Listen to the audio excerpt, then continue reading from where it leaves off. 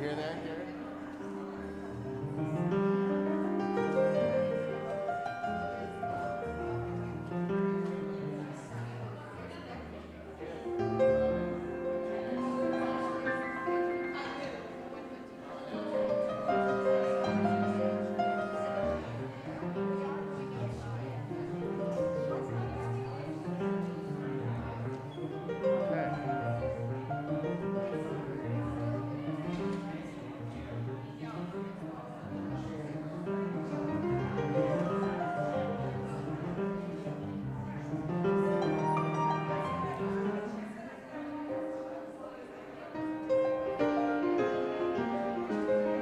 Gabby.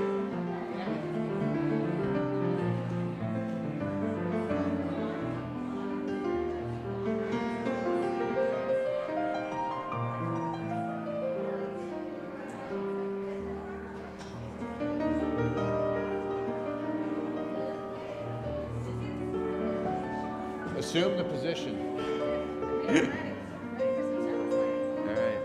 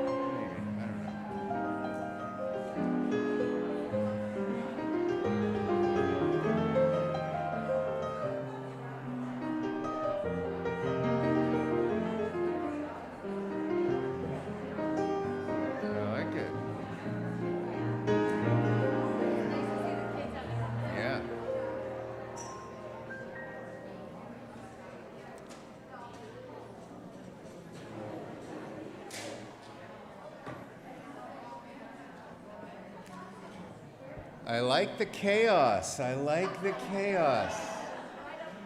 Feels right up, Robin says, right up my alley. Exactly. That's true.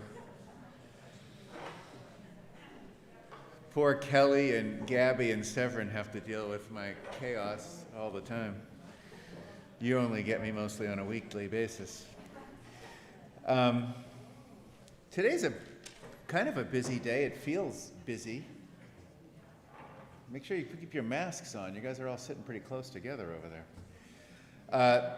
Today is sadly probably the first order of business, other than just, it's another church day, is it's Judy Schaefer's last day with us. I mean, she'll be back, but,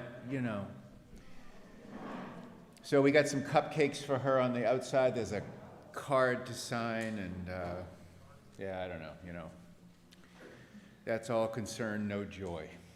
How's that? So we had a film Friday, which was great, called Kiss the Ground, which was a nice, talk about sustainable agriculture, sort of nice renewal of our environmental principles here. That was great. We're going to have a monthly first Friday of the month movie series at 7 in here. It's a little chilly, so bring a coat, but it's always good topics and good conversations. We went skating with many of the kids yesterday. That was pretty fun. We started a grief group here. It's going to meet one more time on Wednesday at 1 o'clock on the 17th, which is not this Wednesday, but the following one, 1 o'clock Wednesday, if you feel like you want to share some hard stuff. We're not defining your grief in any particular way. So that's a week from this coming Wednesday. We are going to run with Rainbow Services, which is a domestic violence sort of center. We're going to run two sort of programs. I haven't really talked to Greg much about anything with Toberman or Harbor Interfaith, but we're going to collect non-perishable foods in kind of your classic food drive way. So from now to pushing Thanksgiving, we have 2 more weeks to do this. Bring in some canned goods for some people who are in rough spots and could probably use a little bit of food and a break. Let's see. We also have Angela's Dinners, which are these cross-cultural racial conversations. There's one coming up on the 17th, not this Sunday, but the following Sunday. We got the youth group this afternoon. We're sort of like back mostly, aren't we? Like, we're mostly back.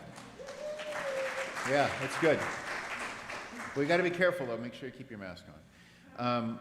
We always want to announce that, where this church sits on Tongva land, right? Originally native Tongva land, and we never want to forget that. As beautiful as our spot is with all our Western windows and gorgeousness, it's important to step back and remember that.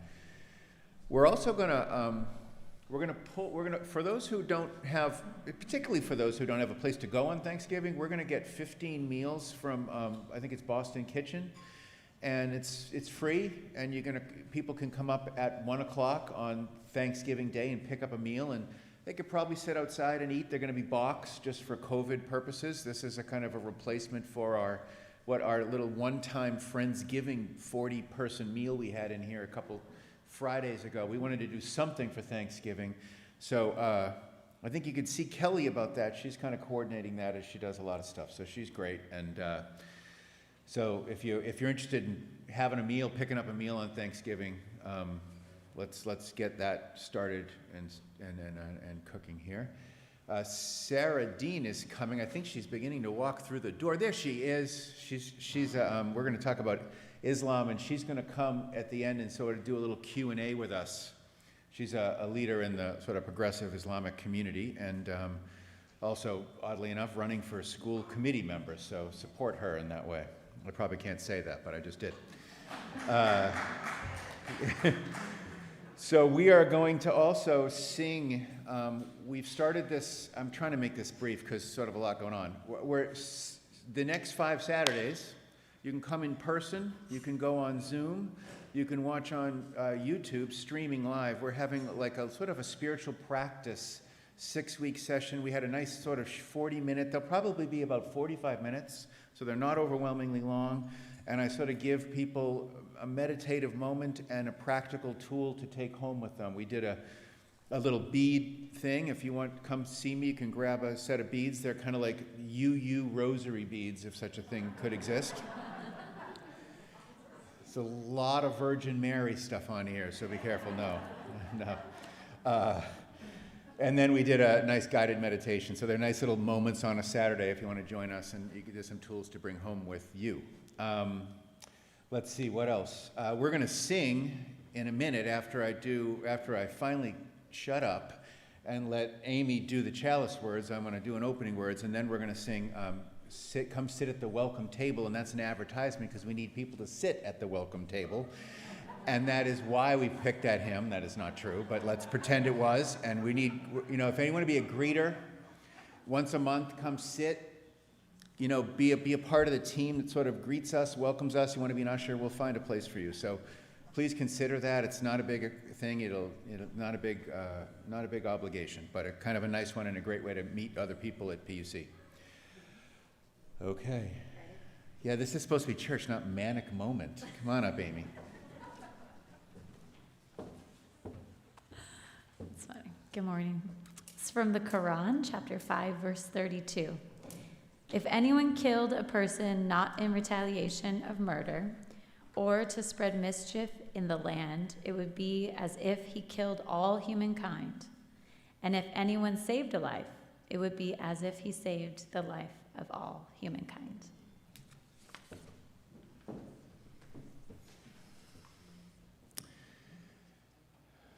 The name of God is compassion and mercy.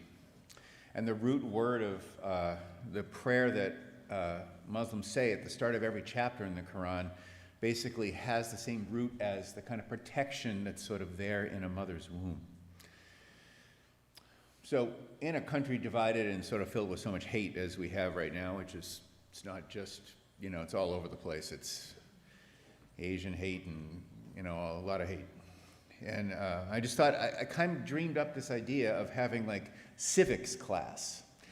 And one of the first civics classes I would have is kind of like an educational moment around Islam. And I think of it as sort of like an in-class Hajj. Hajj is the Islamic word for pilgrimage that every able-bodied Muslim who is not encumbered by the care of others and can afford to make the trip is obliged to make once in a lifetime. Now, Hajj is the 5th of the 5 pillars. We'll talk about that. and it's one of the expressions and acts that defines one to be a Muslim.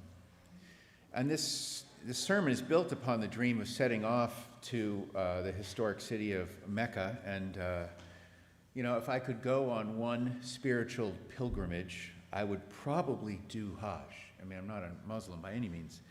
It's kind of like for us going to General Assembly, except way more important and far cooler. Technically, it's actually hotter since it means going to Saudi Arabia. And GA is usually, General Assembly is usually in a vast air-conditioned convention center, but nonetheless. In Mecca, if you're a Muslim, you walk around the Kaaba, which we'll see an image of, pray and participate in rituals that are designed to bring you back to Abraham and Hagar, and essentially it's turns out sort of kind of to be, as Sarah described, as a massive team-building exercise, right? It's the ultimate kind of gathering of a religion. Malcolm X went on Hajj, and it changed him. He saw people. He was, like a black Muslim, and in the States, and was sort of racialized. And then he went on Hajj, and it kind of softened him. It sort of opened him up to seeing people cooperate of all different races. So I'm sure that I would not pass the credentials to get to Hajj. But we in the transformation team and here at PUC have been thinking a lot about race, and it got me thinking that what an idea, sort of our own Hajj would be these civics classes, and you'd pull together Americans from all different demographics, and sort of they could kind of go to college for a couple days, like a day a year, and there was, right, and sort of that was something that we did. It became kind of a ritual. So I dreamed up this idea that we would do this, kind of a chance to cross social boundaries and learn U.S. history and cosmic history and religious history. So this would be, today's sermon is sort of like Islam 101. Okay, I think the choir can head outside. That'd be a good time for that. And we are going to sing Sit at the Welcome Table, which I hope you consider doing.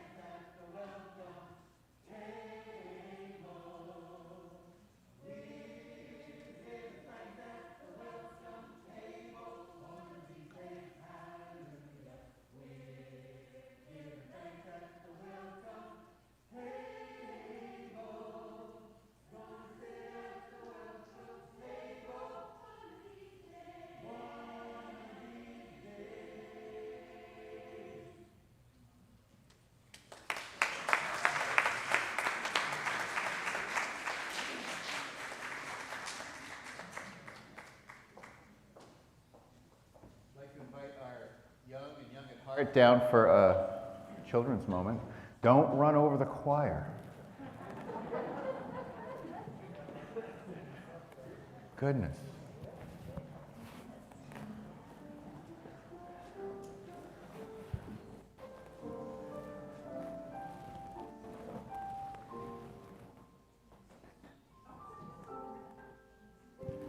All right. Here we are. So, we're talking about Islam today. Who knows anything about Islam? Oh, wait, you want me to share? I don't know. Thank you. We learned about history last year, world history. Okay. Anyone else know anything about Muslims or Islam or anything? Okay, well, we're going to learn, so it's okay. You're here in the right spot. Okay, so we have the question first of what you want your religion to believe in and what would you want people to do. So if you were going to start a religion, we'll start there and then we'll go to Islam, we'll go there. So just starting from scratch, pretend you're not a UU and this is not a test to your 7 principles or anything like that. What would you want religion to be worldwide? What would you suggest it be? Any ideas? Capitalism. What's that? Capitalism. Capitalism. Wow. Well, we've already established that. You're on the right track. Mission accomplished. I'm not sure that's what we were looking for, but it does seem to be winning. Anyone else? Yeah. Being nice. Yeah, I think that's a good one. Being nice. Yep. And rabid capitalism. Accepting people. Accepting people, being nice. Yep. Buddhism. Buddhism. We want the world to be all Buddhists. Buddhist capitalists, nice people. Okay.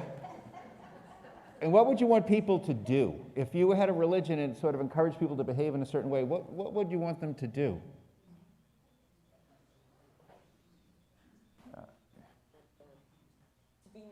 To be nice, again, to be nice. Yes, we're on the right track.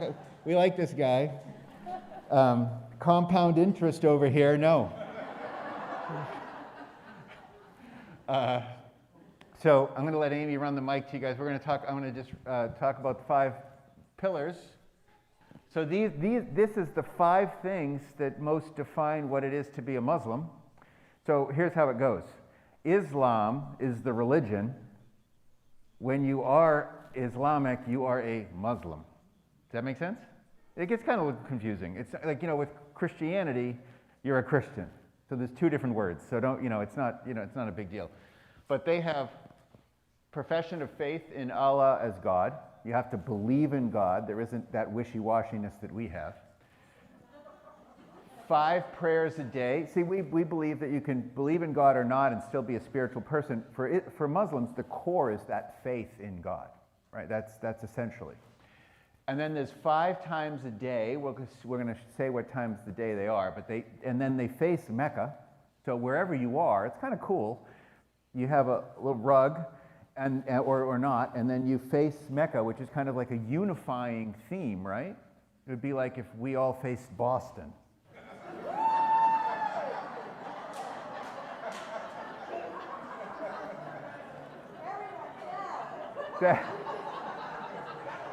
I know Kim very well. And that is the nicest thing she said about Boston I've ever heard. Purification through the acts of charity. That's pretty cool. That's right in the category of nice. Maybe not, but charity. I'm just teasing. You're great. And then daytime fasting during Ramadan, which is basically a month of the year. You fast during the day. It's designed to be kind of a purifying thing. If anybody knows what Lent is, it's sort of like the Islamic version of Lent. It's like a dedicated time of charity and fasting and connection to God. And then this pilgrimage, so you get to go on, if you're able to do so and you're not caring for somebody you can afford to, you kind of go on religious vacation for depth and sort of, you go to Mecca, and then there's this Kaaba. You've ever seen there's a sort of a square black box, maybe a little bit smaller than this room, and people walk around it. And it's kind of a really unifying thing. And people of Islamic people are, believe it or not, the most diverse group in America, ethnically. Come from all walks of life. 25% of Muslims are black, and they're sort of all over the place. So, there we go. Any other thoughts about Islam? Have you guys studied it in Sunday school here at all, or probably not in school much, right? We've done a little of that here. Regular school. Regular school? Yeah, regular school. Okay. In history, where we do this thing where it's religions. Well, last year we did a thing where it was Yeah. different Yeah. Good. So Islam is the it sort of started in the Middle East, right? It's kind of, we sort of think of it famously as kind of a desert religion. Muhammad was in the desert. It has desert roots, but it's really spread out all over the place. In fact, there's more Muslims in Indonesia than there are in any other part of the world. That's where the largest country with the number of Muslims, which most people wouldn't guess there is.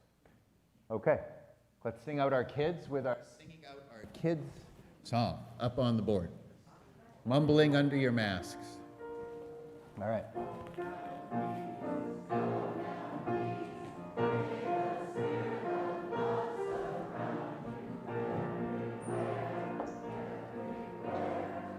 Thanks.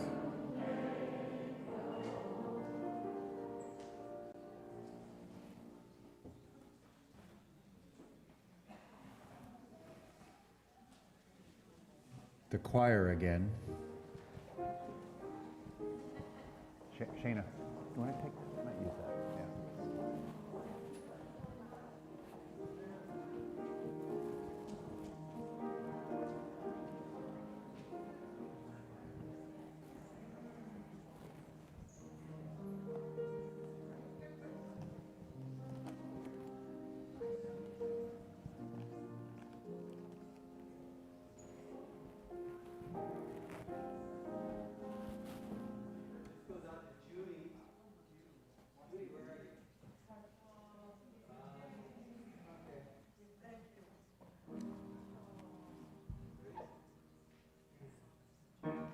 This is my song, O God of all the nations, a song of peace for them far and nigh. This is my home, the country where my heart is. Here are my hopes, my dreams, my holy shrine. But other hearts in other lands are beating with hopes and dreams as true and high as mine.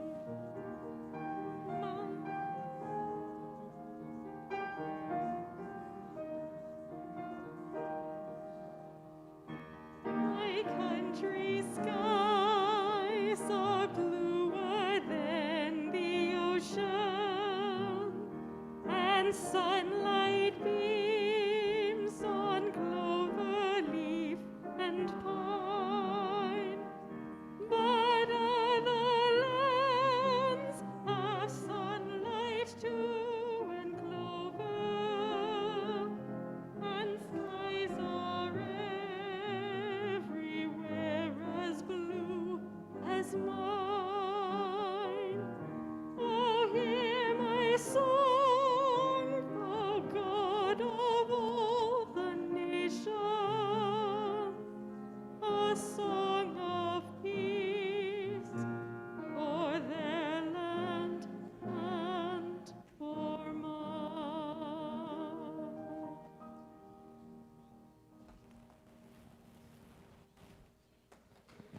Wow. Beautiful.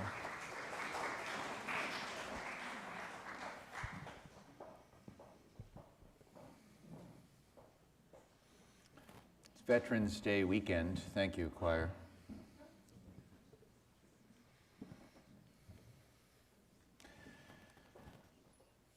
I don't have any long words for that.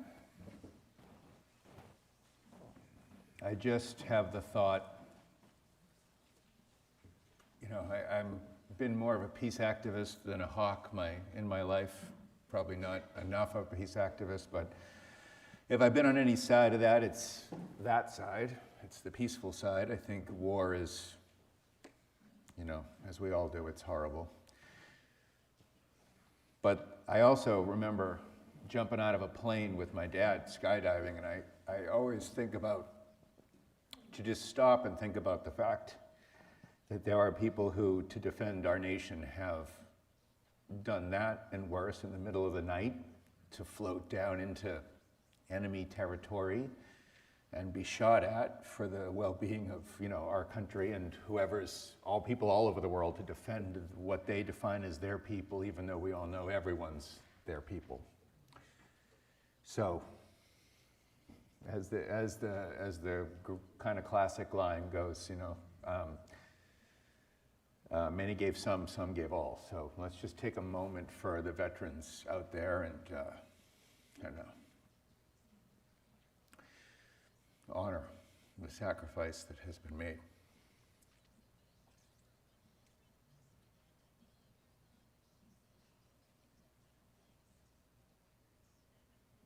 Amen. I'm going to run around and gather joys and concerns. Leanne's going to come up and light some candles for us, and there we are.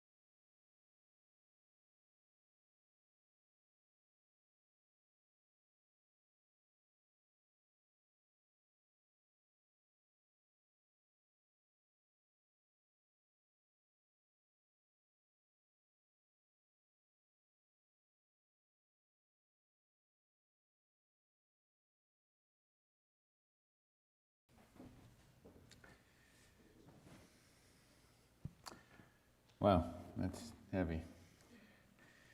I invite you to find a still spot. You're gonna hear some music and kind of do a guided meditation called You as Muhammad.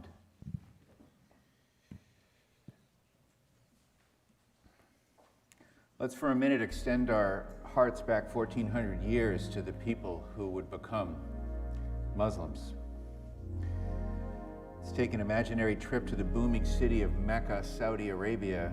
It's the end of the 6th century BCE, start of what our calendars think of as the 600s, and you are an Arab named Muhammad. It is the period that we would eventually come to call Ramadan, and you as Muhammad are worried. You are watching your culture change.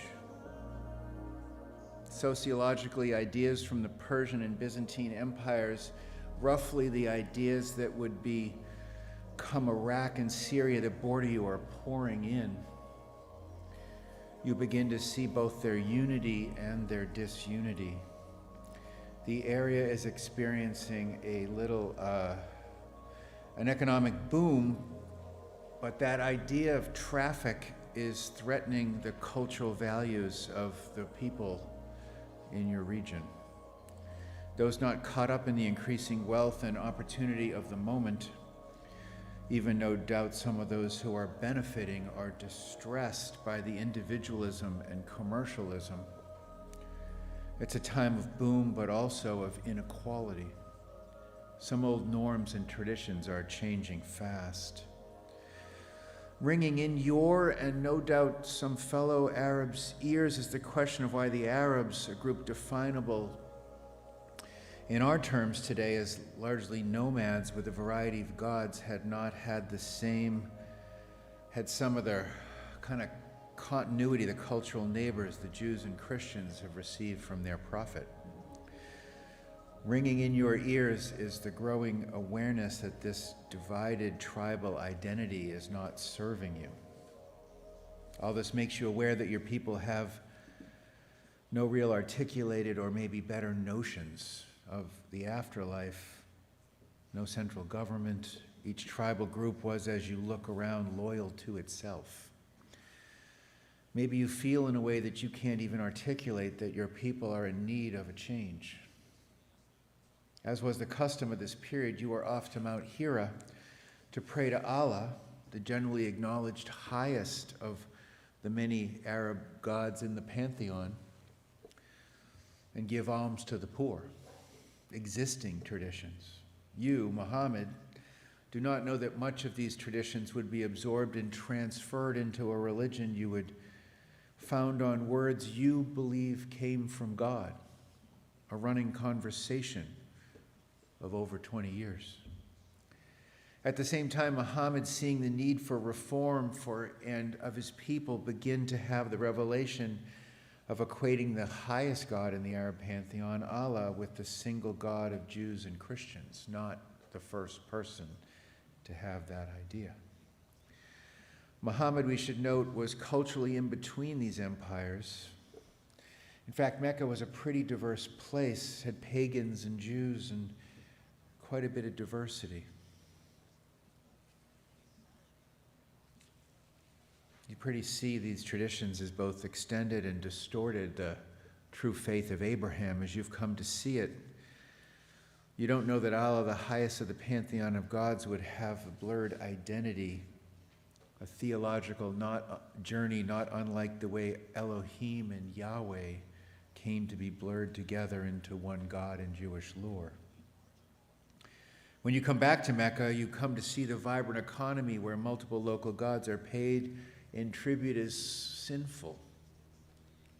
Your indignance leads to an attitude and behavior reminiscent of an angry Jesus yelling at the temple, tipping over carts. Like Jesus, your prophetic wisdom causes you to have ideas that are going to upset the status quo and get your life threatened. You make a secret escape to the neighboring Medina, having rallied supporters who feel likewise. Medina would be the site of a constitution that was partially used to create the American Constitution. You don't know that yet. You're Muhammad. This was a period of disease and controversy. Muslims once thought it was called a time of jahilaha, probably mispronounced, which means a time when people were stubbornly holding to one's position and not listening. The timing of this newfound unity could not have been more opportune. Sitting on the ground at this time, neither you or the Muhammad of old, dare I say, could have seen that within a century of sitting in prayer in 1610, that a religion would stretch from the Pyrenees to the Himalayas.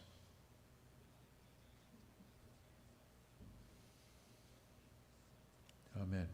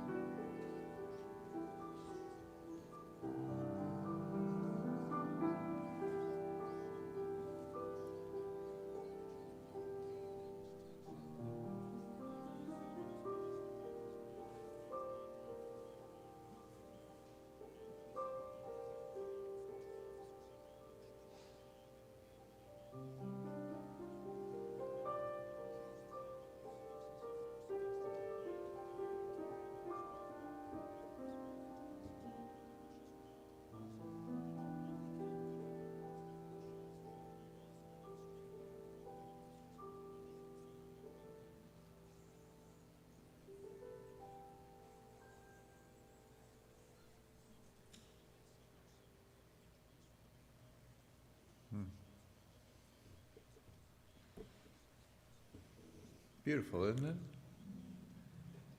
So good, Seth.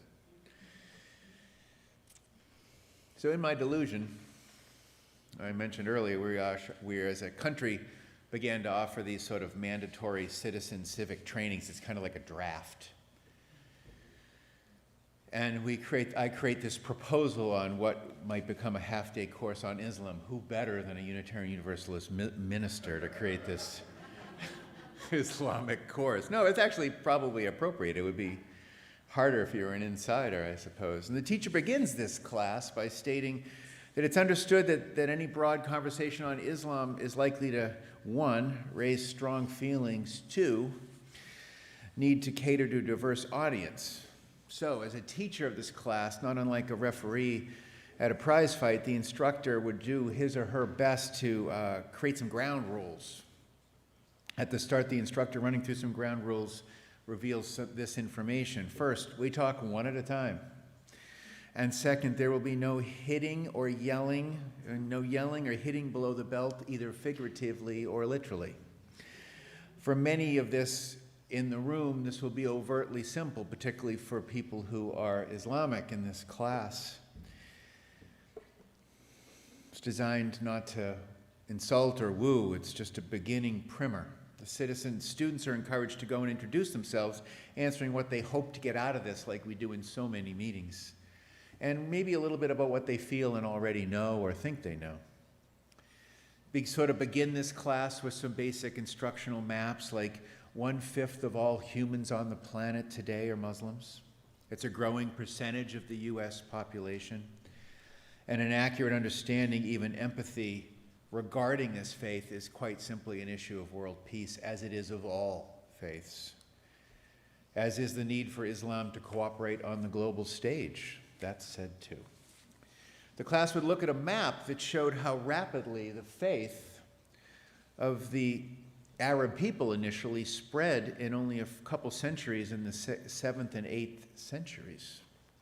And the teacher's note would mention that this initial flowering of Islam happened in the middle of Europe's flattest cultural, sort of intellectual dark ages, a time when the Roman Empire was shattered by barbarians, inflicted with plagues, and dominated by church authority that retarded sort of social cultural progress. When the first jokes about Muslims being towel heads or riding magic carpets come up, as they inevitably will be, the teacher will reiterate our commitment to respectful conversation. And clearly, although Arabs are the founding ethnic group of Islam, today those who identify as Arabian are present at only about 1/5 of all the world's Muslims. So as a religious ethnic slur, anything relating to the desert is not only insensitive, it's wrong. Early on in the class, it's made clear that a Muslim is not someone from the Middle East, but any individual from a race or country who defines themselves as submitting to the will of God. That submission most and best defined by the idea that one will no longer be subject to their own pettiness and their own greed and their own simple, small selves, but to God's will.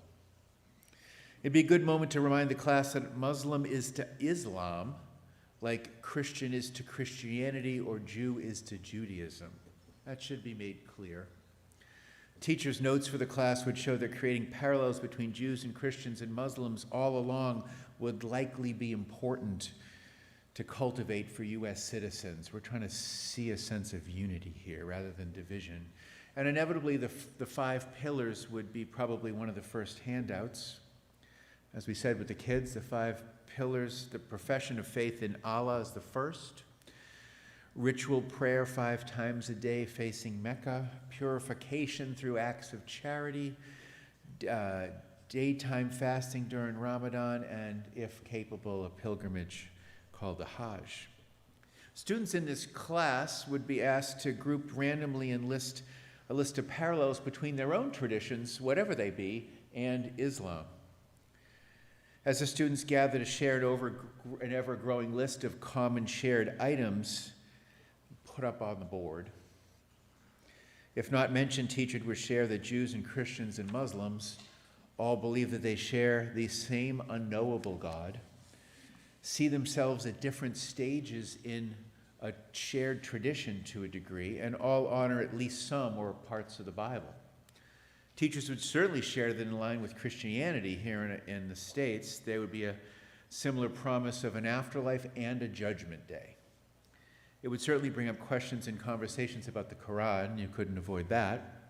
And teachers, ideally one teacher being a practicing Muslim and one a historian, would lead a conversation as it flows, but that the discussion would likely transmit that the Quran is the holy book of the faith. The Quran, mostly spelled Q-U-R-A-N, Quran, we spell it K-O-R-A-N, is a book that translates to the reading or the recital that God shared with Muhammad.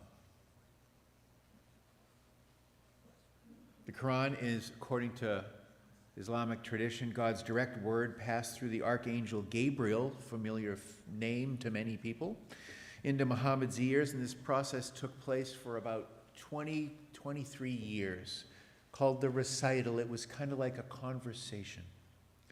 And the Quran, the holy book of Islam, is modeled both consciously and unconsciously off the Bible. Early on, Muhammad made efforts to consult Jewish leaders and really saw Christianity and Judaism as sort of models of organization and unity for the Islamic people. Instructors would be encouraged to address head-on that although the tradition speaks of direct translation, most scholars would agree that the Quran was ghost-written as it was compiled. Other hands were involved. The historian would no doubt mention that. Instructors might share that the way that many American Jews or Christians might be familiar with how Moses had Aaron speak for him, Muhammad had literate scribes that wrote down and likely contributed and edited his recitation. In this understanding of the Quran is a challenge to conservative ideas about the book's purity. The instructor must deftly share that is the book, this requires a certain gentleness, is read with the same diversity of interpretation in many cases as the Bible is. Of course, conversations such as this one are likely to lead to discussions about Salman Rushdie, the Ayatollah, and terrorism. Teacher notes should be sure to make clear that there are parts of the Quran that speak to peace and even tolerance. Lots of them. Allah is with those who restrain themselves. The servants of Allah are those who walked on the earth in humility, and when the ignorant pass them by, they say peace. Lots. The recompense for an injury is an injury equal thereto, but if a person forgets and makes reconciliation, his reward is due from Allah. I could go on. There's lots of peaceful statements. Islam is prone to be stern and even tolerant religion sometimes. Naturally, that makes some sense if the definition of your faith is the term submits. But we also have to remember the populations that Islam serves are often poor and in other countries ghettoized. Since the faith was born from only slowly settling patriarchal nomads whose chief cultural code was murawa, probably mispronounced, a word that speaks to toughness and retribution, there is a certain sternness in Islam that cannot be denied.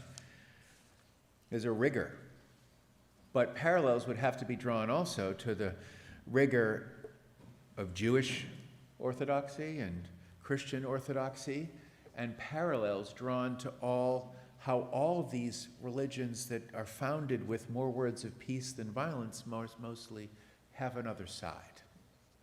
It is a human shadow condition. Not every Muslim, of course, is tough or tolerant, hardly. It should be clear to students that Muslim nations have at times promoted women's rights ahead of the West. That should be highlighted.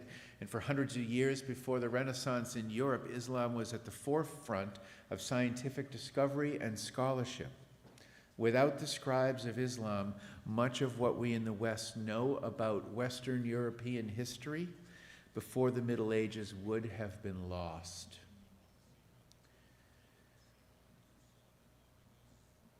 The class would want to stress that, like all major world religions, Islam is broad enough and continue to absorb cultural traditions that surround it and have within itself meditative traditions, metaphysical speculation, fervent zealot parts, peacemakers, caregivers, and deep intellectual roots as well. Muslims, like all major religions, have at different times and places liberated and suppressed women too. Been both peace and war makers, and like all traditions, been liberators and oppressors. We are human after all. For example, the 5 nations with the highest number of Muslim populations have all elected women leaders. And yet the statistics suggest a vast majority of Islamic nations are at present run in a manner describable as autocratic or dictatorial.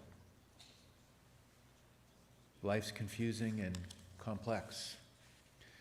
And following that, just to be sure not to present the hypocrisy as uniquely an Islamic quality, the instructor should be capable of sharing the irony that capitalism, the regulated system built on self-gain, is the chief economic strategy of most of the nations founded upon the loincloth, radically egalitarian prophet named Jesus. Instructors in this civics class on Islam will need to be capable of leading conversations as it arises on the U.S.'s own questionable history of international cooperation. At this point in the class, students are asked to get back in their groups where they would be handed a single busy front and back sheet. On the front side of the handout is a divided list. One half highlights the part of the Quran that speaks to Muslims' commitment to charity and fidelity and love, and the other half juxtaposes those values over against the call for vengeance and zealous aggression. The backside of the sheet is similarly juxtaposed with the soft and hard statements that fill the room, from stories of stoning those that drink milk while wearing wool, and the call of loving thy neighbor as theirself that exist in the Bible. The student groups are given time to discuss this and reflect on how that it is both traditions mix love and judgment and have moved through history and time in imperfect ways. Although hard to say and inviting controversy, teachers would be encouraged to lead conversations that, because the three monotheistic traditions have all enough scripture to warrant nearly any kind of behavior, and all have sacred words that encourage both cooperation and zeal, that it is perhaps not the faith background itself that matters so much as to the degree as anyone has been touched by modernity and a scholarly approach to religion that defines their religiosity. We'll sneak a little sociology of religion into this class. To the inevitable questions that would arise about the legacy and trouble that have existed between Christians and Jews and Muslims, instructors are encouraged to remind students that this is, in mythic terms, in historic terms, to a degree, a family squabble traced back to Abraham. Instructors would have to explain that parts of what makes the religions and political disputes so hot and interesting is that Arabs connect their roots to Abraham's firstborn son Ishmael, not just Arabs but Muslims, to Ishmael and his mother Hagar, a mother who was kicked out of the family tent at the time Abraham conceived his son Isaac. You would need to say that this family battle as to who is the legitimate heir to Abraham's monotheism manifests itself in arguments over who has the rights to the Holy Land. Students given a moment of silence, perhaps, to deal with the question of whether they, if they are not Muslim, can feel their way into the legacy of people who've made it to feel like that they're the illegitimate heirs of God's grace. That might soften people. Time for discussion and the feeling of those loaded words would be allowed for.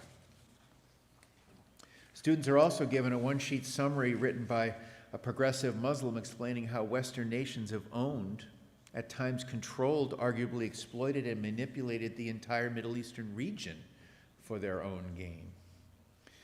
Gathering people from silence simply for the sake of clarity, instructors might wish to say that family squabbles about what is religiously authoritative are not limited to Muslims and Jews, and that the root of the now famous and continually enigmatic dispute between Sunnis and Shiites is similar to the internal question of who began and who's the legitimate family within after Muhammad's death. Sunnis are the legacy and label of the tradition that in its simplest form see Muhammad's father-in-law and the intellectual heirs of that tradition as the proper heirs of Muhammad's authority, and that Shia or Shiites are those who saw Muhammad's son-in-law Ali and the intellectual heirs of that tradition as the most legitimate torchbearers of the faith. This question of authority and lineage is not a matter of detail, but is folded into the geographic and family and clan distinctions in ways that are too difficult to take on, particularly here. For many hardliners, one's allegiance to either of those traditions enters the level of who is a heretic and who is out of the fold. Familiar concepts in the West. Having shared all that, the instructor might need to mention, in order to put everyone on the same page, that Jerusalem is the home of Judaism and obviously the most central stage for the events of Jesus' life, precisely because of the legacy and the connection that Christians have to Judaism, deep and rich, just like the Muslim traditions. Jerusalem is the city that Muhammad, in what most religious scholars would call a mythic dream, flies to. And the Al-Aqsa Mosque, which is also the site of Solomon's temple, is in the same spot.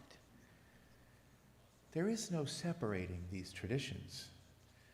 It should be clear that the teacher presents that Muhammad makes this mythic flight in an effort to essentially commune with Jesus and the rest of the Jewish prophets and the tradition. The teacher notes instruct him to reiterate slowly that Muhammad goes there or dreams of going there precisely because he sees and wants to legitimate his people as part of the same heritage. Such a course on Islam would, of course, need the lead to explain more about the Prophet Muhammad himself. That Muhammad is to Muslims the last of a long line of prophets that follow Abraham and include respectively Moses and Jesus. Muhammad was not, as Christians suggest, of Jesus divinely birthed, but worth saying to build common ground that although the Islamic tradition does not accept Jesus' status as God's son, interpreters of the Islamic tradition do generally accept his status as a prophet and often accept his divine birth. Muhammad will instruct, did not think he was starting a new religion, not unlike Jesus. He did not believe that he was initially the prophet that his people had longed for. He began his religious search, not unlike John the Baptist, for those familiar with the Christian tradition, in search of that prophet. Stress would be made that Muhammad was a sharp, very conscious, and charitable merchant in Mecca who longed for the Arab people to be united in their own way. Pre-Muslim Arabs participated in an annual pilgrimage to Mecca too, walked ritualistically around the Kaaba, saw the pagan god Allah as the chief or leader of the broader pantheon of pagan gods, had an ethic of justice and behavior that demanded a stern sense of loyalty to group, and felt second best, scorned and ridiculed by the broader Christian Judeo world. What might come out of this is how universal a story Muhammad's story is. An empathetic hero we could find in the movies. At the end of the class, I would hand everyone a bumper sticker for graduation that said, "Took the Islam course. And there is no way to peace. Peace is the way." To do with what they chose. Sarah, you want to come up and we're going to just do a little Q&A. We didn't want to waste her coming to visit us. Nice that she's here. So this is Sarah Dean. She is the former president of the South Coast Interfaith Council that I'm on the board of. Come on up. You can stand here. Welcome. Sarah also did, and you can use that mic, and I'll keep our safe distance over here. And Sarah did an Islam 101 here a year and a half ago. I think so. I think Something I've been like- here twice. Thank you Yeah. so much for having Yeah. me. It's a beautiful space and community. Yeah. So I I'm don't here know. to spell check your work today. Yes. Okay. Spell check would be helpful. Yeah. Here. Well.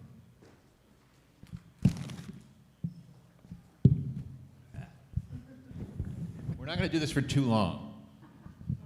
I was wondering if you could speak to women and Islam. Sure. In particular, I know that Muhammad had something like 11 wives. Sure. Is that the whole question? No. Okay. And yet his followers were limited to only 4. Okay. And now I'm not sure exactly what the number of wives you're allowed, but it just seems like it is so misogynistic. And how did it start this way, or did it over time become this way because his teachings were mischaracterized? I love that we are jumping right in. So I think the great bottom line here would be, and I understand you guys have been having some conversations about anti-racism, and that work is happening in this space.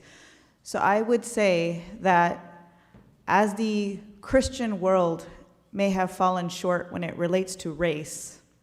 One could say that the Muslim world has fallen short as it relates to women and their rights. It's no reflection of Jesus or Christianity or the Bible itself, nor is it a reflection of Muhammad, the Quran, or Islam itself. As to the points of marriage, it's really important to set a context. We are sitting today in the 21st century looking back at a tradition that was coming out of a certain time and place.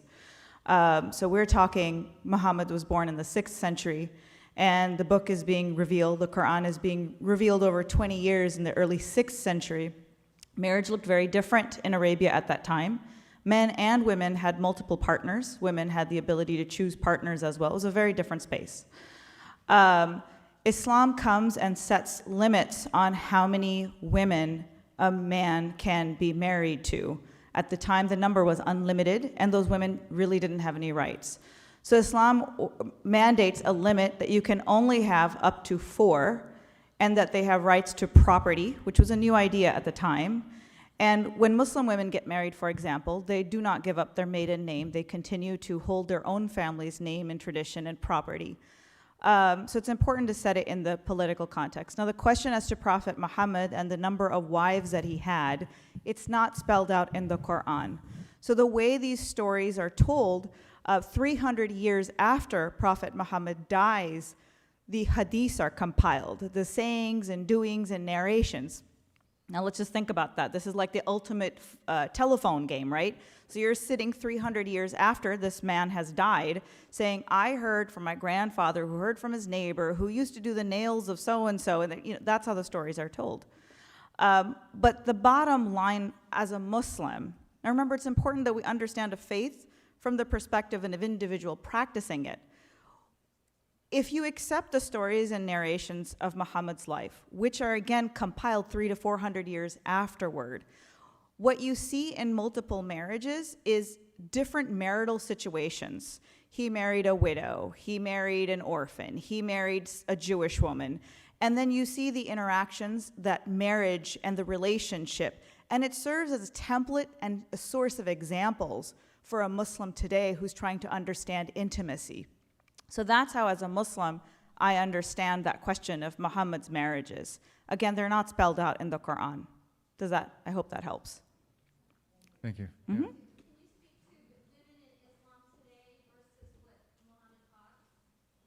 Absolutely. Again, I would say what I started off saying, that it's not something inherent to Islam. Islam was the first tradition to assign property rights to women. Within Prophet Muhammad's life, he assigned the first Secretary of Commerce was a Muslim. She was responsible for the marketplace in Medina. She handled all transactions there. So Islam, in its early time, was very progressive as it relates to women's rights. If we're looking at the Muslim world right now, we have to look at it in the political and economic context. That has more relevance to understanding why Muslim women are in the state they're in. It has nothing to do with Islam. It has to do with politics and money, really. Thank you for the question, though. Great question. You were introduced as being a progressive member of the Muslim religion. Those are Steve's your words. Which raises the question, how do you regard those members of the Muslim community who are not progressive? Are they regarded as co-religionists or as enemies? Someone's really paying attention to your words here. He's the only one. I don't call myself a progressive Muslim. The Muslim community, remember, we're much younger. We haven't yet separated or defined ourselves as denominations or strains of thought yet. So you won't find liberal usage of that term. I define myself as someone who participates in Orthodox traditional Muslim spaces. I go to both of the large mosques in the area. There's a large mosque in Lamida. There's a smaller one on Silver Spur Road. What I would say is I am someone who, we also don't have mosque memberships. You don't become a member of a mosque, so you are able to float here and there. What I will say is a lot of mosques in America serve a very different purpose than they do in Muslim countries. In Muslim countries, a mosque is empty most of the day. People file in 5 times a day for prayer, and then they file right back out. In America, mosques are serving as a community center and as really an immigration hub. You have people like my parents who immigrated from another country. They're not they need time to acclimatize to the culture. They're looking for familiarity. So a lot of our mosques serve more of that purpose. Now, as someone who's born and raised here, it might not I might be more at home in an interfaith space or in your church, actually. How I identify myself as someone who, I'm a Orthodox Sunni Muslim, and yes, I do participate in the broader Muslim community spaces. I might not be bound to them. I'm more free-thinking, out of the box. Last question. I don't want to do this forever. Oh, there we go. Hold on.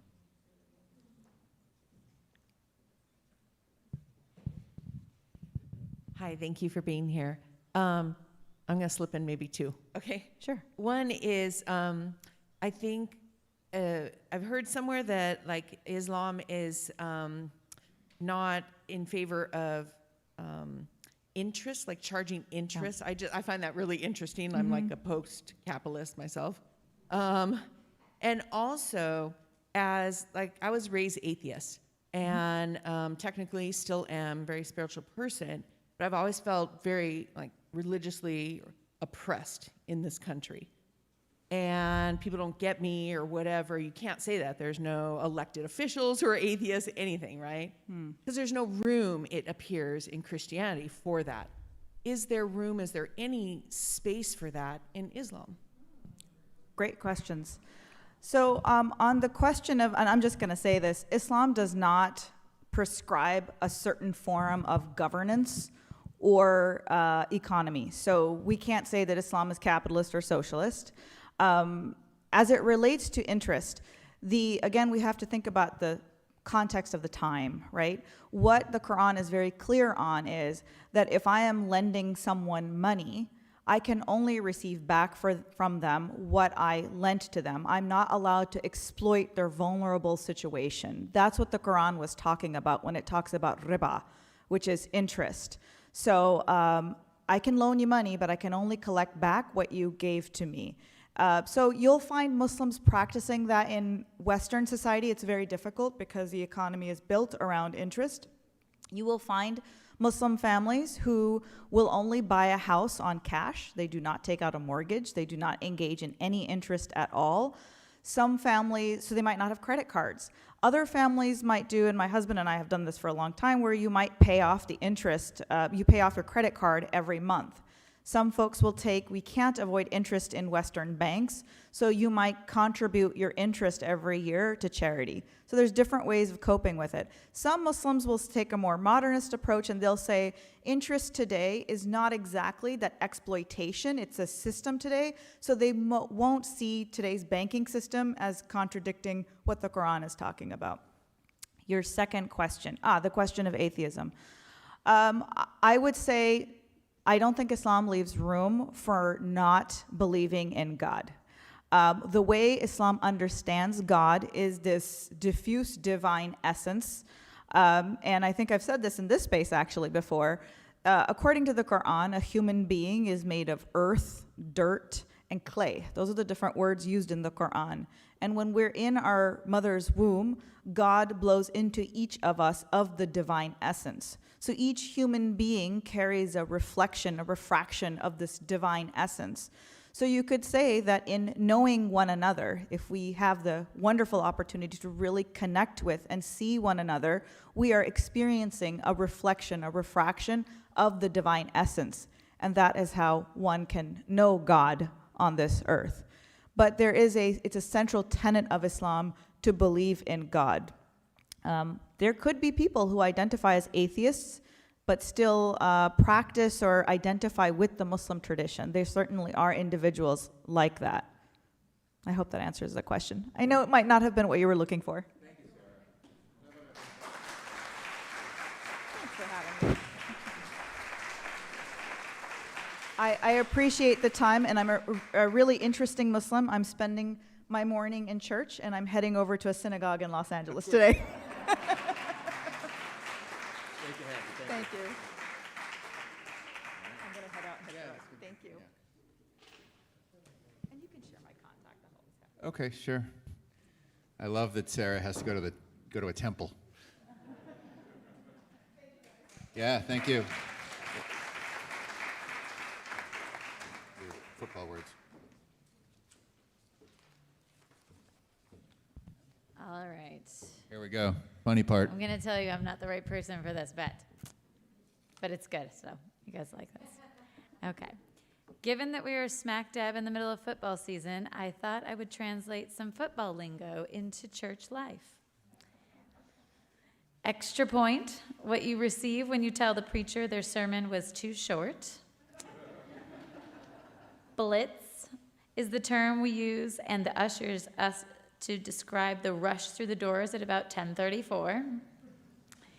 Blocking, talking endlessly at the church door that keeps everyone else from entering and exiting.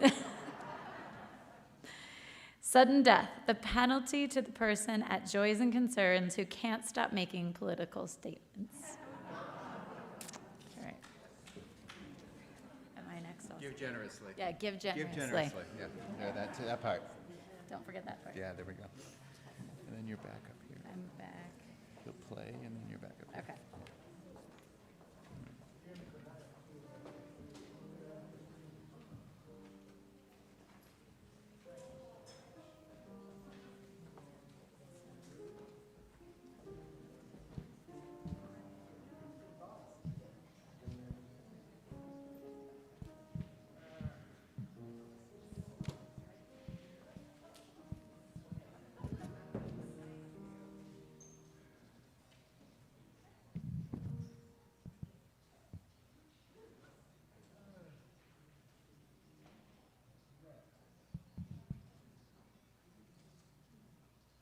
I see trees of green, red roses too.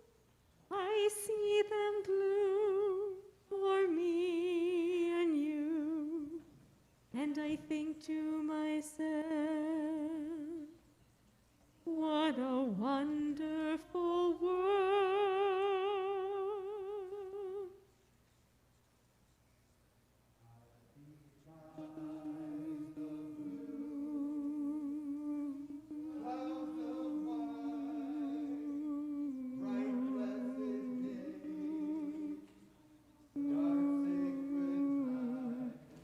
And I think to myself,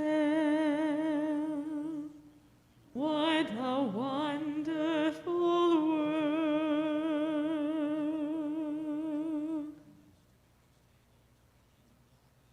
The colors of the rainbow, so pretty in the sky, are also on the faces of people going by.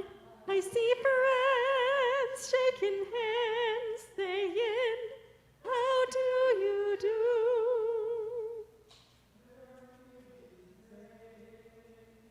I love you. I hear babies cry. I watch them grow.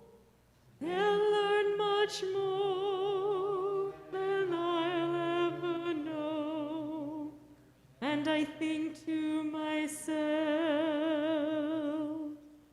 what a wonderful world.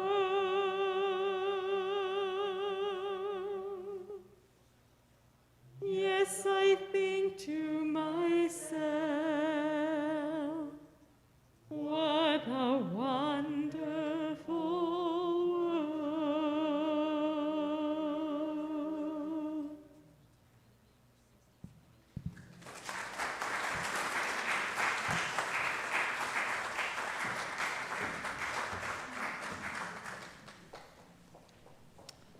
All right.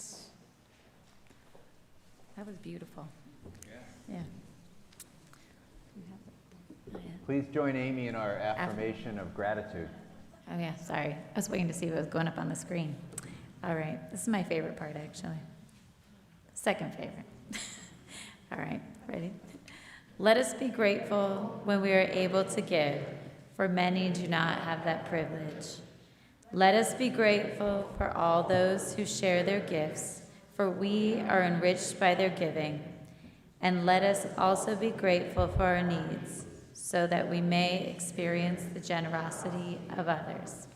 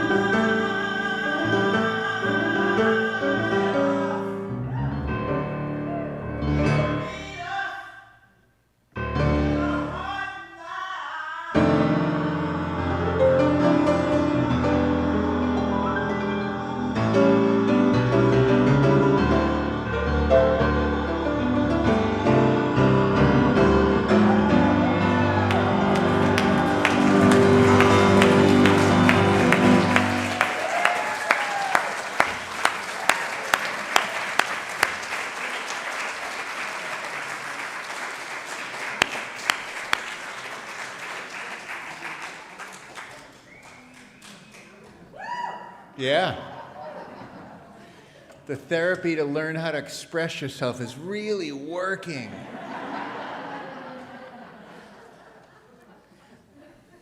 This church is dedicated to the proposition that behind all our differences, beneath all our diversity, there is a unity that makes us one and binds us forever together. In spite of time and death and the space between the stars, let's for a minute pause in silent witness to that unity.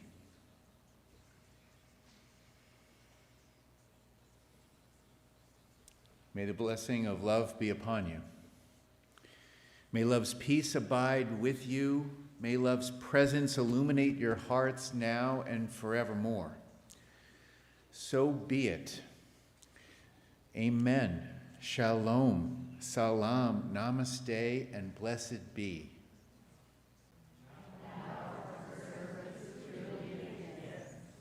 If we're doing our work, it does. Yep. All right. We're Please gonna sit do for the postlude. when you're smiling, and we can't quite tell if you're smiling or not behind these masks, but I just take it for granted that everybody's smiling at me, so. We're smiling.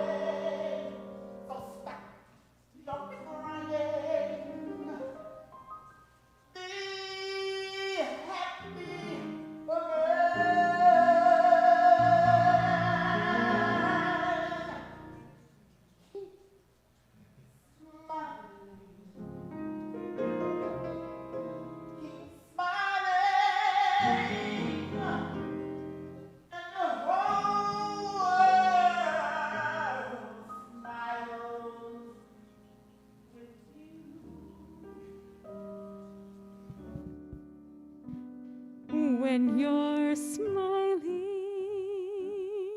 when you're smiling, oh, the whole world smiles with you.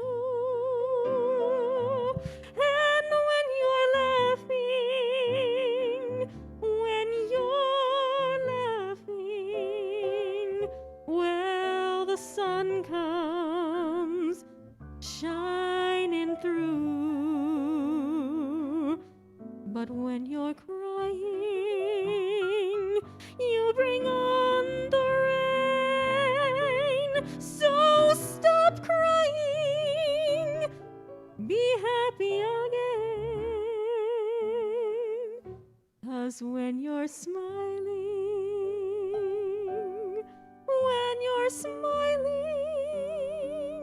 all the whole world smiles with you.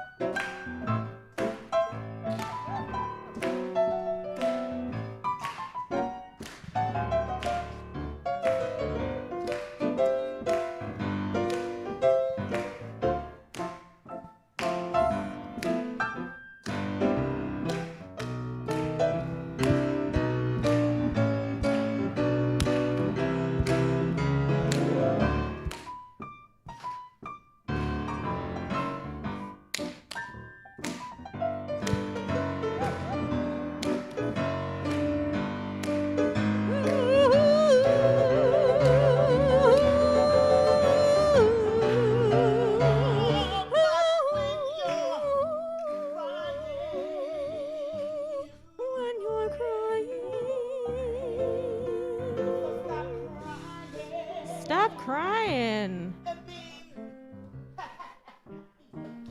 do that instead.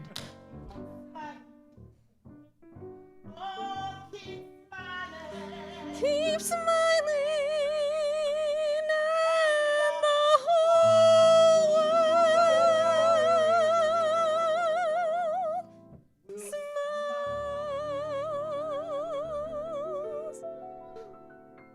with you.